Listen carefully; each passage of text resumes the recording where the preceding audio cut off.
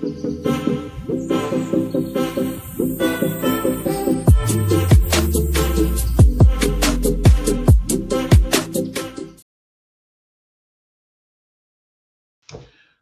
everyone, my name's Zach. I love rugby. Welcome back to Hakatime Rugby, guys. Today we are doing a full preview of the upcoming Super Rugby season. It's Super Rugby Aotearoa, and I'm joined by Max from the official All Blacks fan page. How you doing, Max? Yeah, it's good, eh, brother? Pretty good, eh? Good, man. How's lockdown been treating you? Honestly, bro, like it just got like annoying and it became almost mental. Like I was trapped inside my house, but now that New Zealand's in level 2, it's just good to, be able to go to the gym and train with the brothers and do stuff like that, eh? Yeah, no, that's good, man. And I think we're all pretty excited about getting some rugby back, bro. That's the thing. I don't know club level, but Super Rugby, bring it on. Yeah. So I don't know about you, bro, but I'm really, really excited, man. It's been a long time since we've watched some rugby, and we get to see some of those New Zealand derbies. Yeah, bro, it's gonna be great. Yeah. So good, man. Yeah, so kick off on June the 13th, I think it is. Yeah, I think it's the 13th or 14th. Yeah, 13th, 14th, and I think the structure of it, they've got 10 weeks, 2 games per weekend. And every team's got to buy 1 weekend. So basically it's 2 games every weekend. One's on a Friday, one's on a Saturday. Either it's a Friday or a Sunday. The messages have been conflicted, but either it's going to go that way or that way. And by the looks of things, it's going to be afternoon games. Yeah, awesome. So that's better for families, better for people to structure their weekend around. So that's pretty cool. The other interesting thing I found with it, bro, is that there's no final series. So on this one, they play 10 weekends, and the winner's the winner. It's going to be pretty interesting how that works, eh? And what do you think about that? Table works. I think it's actually quite good because then if the Mitre 10 Cup comes around the time it normally does, sort of like August, September-ish, it normally starts and concludes, around October. Like it's not going to interrupt anything or delay anything. And then like in 2021, if, COVID-19's gone away, it can just start and be essentially just like 2019. Yeah, exactly. Yeah, man, interesting format, but I can't wait. Hey, these New Zealand derbies are going to be pretty cool, man. So it's going to be good. But for this one, I just wanted to get your thoughts. Obviously, I follow your Instagram page, and you got some really, really great content. But also, you generally know a lot about the New Zealand players and obviously Super Rugby players. So that's why I really wanted to pick your brain as part of this preview. So what we'll do, let's go through each of the teams. We'll map out together what we think the strengths and weaknesses are for each of the teams. I think we had a chat earlier. We can highlight some of the key players. In each of the teams. And then at the end, let's give it a prediction. Sounds good, bro. Sounds good. We'll do the old strengths and weaknesses first, though. Yeah. Well, let's start with the Blues. Okay. What do you think in terms of their strengths? Strengths, I think they're looking really well balanced. Like the forward pack is getting in and doing the dirty stuff. Then the backs, everybody knows the backs and the Blues have had some flair like they always do, eh? Yeah, no, I agree. I think every year it's been the year of the Blues. It's our year. But this year in particular, I'm liking the balance that they've got in the squad. I mean, you look at, like you said, the forwards have got some experienced guys there. They've got some real good young talent there in the back. So just looks like a really settled, well-balanced squad, eh? I definitely like the look at the loose forwards. Like a few years ago, everyone was saying like Akira Ioane's the next big thing. All of a sudden, you have Satutu starting at 8. You have Papali'i at 6, and he can play anywhere. And Blake Gibson, he got close to a call-up a few years back, but he got injured. So, that's a really good kind of loose forward setup too. Yeah, those two. I mean, we'll get into it soon, but those two guys in particular. I mean, with the All Blacks looking for loose forwards at the moment, there's big opportunities for some of the young guys that are coming through. And I know those two guys you just named. They're guys that have been thrown into the mix, thrown into discussions. Definitely, bro. So that's going to be interesting. What about weaknesses? Weaknesses. Goal kicking is definitely one. Like everyone in New Zealand, they give Bodie a bit of crap for his goal kicking. I was just going to say, bro, if you think goal kicking's a weakness, it's not going to get better with Bodie coming in. Africa in 2018, like a lot of people in New Zealand aren't big kicking fans when it comes to Bodie, and a lot of people would trust Richie to kick a World Cup finals final goal instead of Bodie, just because Bodie's done all those things over time. As well, like in 2019, Harry Plummer, the the third choice first five, but it looks things right now. He had a pretty poor season in 2019 as well, kicking wise. Like the Blues actually could have made it to the playoffs 2019, but Plummer just struggled in his first season and he just couldn't kick well, and it was like 5%, I believe, for the end of the season. Yeah, well, last couple of years they've sort of been just on the outside, and you're right. Like if they convert some of their goals and start to get a bit more consistency there, they would have challenged the previous years. Especially 2017, yeah. So that's interesting, bro. I agree with you on that one. Players that you would highlight. Where do you want to start? I think I want to start with Patrick Tuipulotu.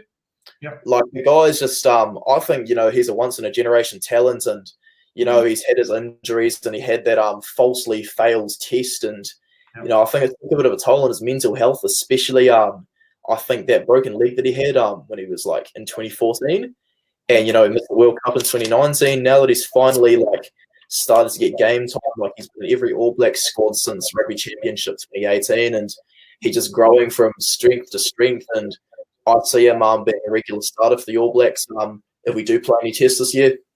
Yeah, no, I agree with you. I think he's one guy that sort of the last couple of years has finally developed into a style. He's a big physical guy, so he's finding how he can contribute in a way that uses those strengths. Definitely, so I've been really impressed with him. Like even for the All Blacks, his last few outings, he's just been strong. A couple of those games against the Wallabies, he was really, really good. Big way on how he turned it around after that loss to the Wallabies was his physicality.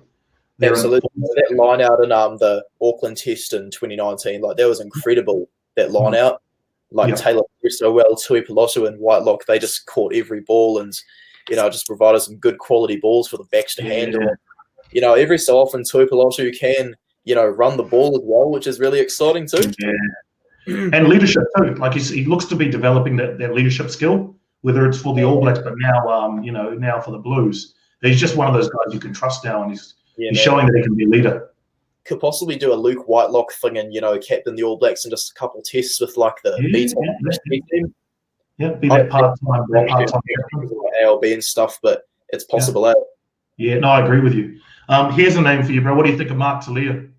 Mark Talia, he reminds me, I guess, of Markazoli Mapimpi. I wasn't a fan of Mapimpi getting selected by the Box because of, his age, and, old wingers just don't generally do too well, but Talia kind of reminds me of a young Mapimpi.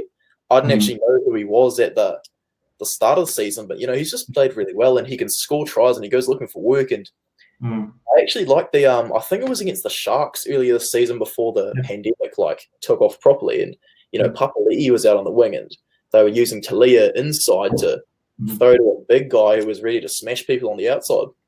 Yeah. No, he's one guy who stood out in the games they've had this year.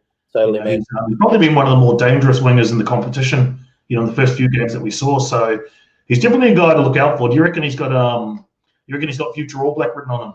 Absolutely, mate. No question.